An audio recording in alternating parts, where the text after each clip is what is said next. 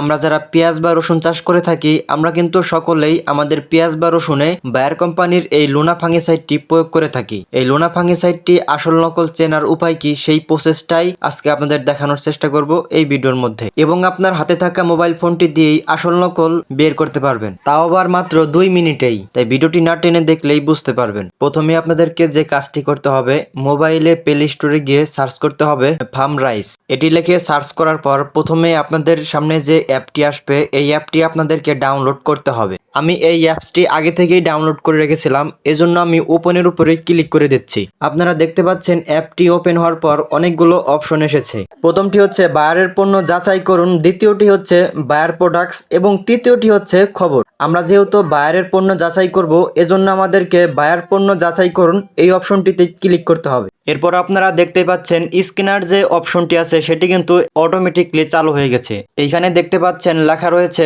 Products ID দিয়ে যাচাই করুন। আপনার হাতে থাকা বায়ারের পণ্যটি এইখানে স্ক্যানার করলেই আপনাদের সামনে দুটি অপশন আসবে, একটি হচ্ছে হ্যাঁ, অন্যটি হচ্ছে না। আপনারা অবশ্যই এই হ্যাঁতেই ক্লিক করবেন। আপনারা দেখতে পাচ্ছেন হ্যাঁতে ক্লিক করার পর এখানে দেখাচ্ছে অভিনন্দন, এটি একটি প্রকৃত বায়ার পণ্য এবং আপনি আপনার ফার্মের জন্য সঠিক সিদ্ধান্ত নিয়েছেন। এবং একটু নিচের দিকে আসলে দেখতে পারবেন এখানে লেখা রয়েছে লোনা সেনশন 50 এসি এবং আপনারা এর নিচে লেখা দেখতে পাচ্ছেন ব্যবহারের শেষ তারিখ এবং পণ্য নম্বর বা আইডি এবং ব্যাচ নাম্বার। আপনারা এই অ্যাপসের মাধ্যমেই বায়ার কোম্পানির যতগুলো পণ্য আছে সকল পণ্যকে আসল নকল যাচাই করে নিতে পারেন। আপনার পেঁয়াজ বা রসুনে বা যে কোনো ফসলে কীটনাশক বা ছত্রাকনাশক বা পিজিআর প্রয়োগ করে না কেন অবশ্যই যাচাই করে নেওয়ার চেষ্টা করবেন, এতে ভালো রেজাল্ট পাবেন ইনশাল্লাহ। এবং আপনার পেঁয়াজে যে কোনো কীটনাশক স্প্রে করেন না কেন বা যে কোনো ছত্রাকনাশক স্প্রে করেন না কেন অবশ্যই বিকালে স্প্রে করার চেষ্টা করবেন, এতে ভালো রেজাল্ট পাবেন ইনশাল্লাহ। তো এই ছিল আজকের ভিডিও, দেখা হচ্ছে আবার নতুন কোনো ভিডিওতে। সবাইকে ধন্যবাদ,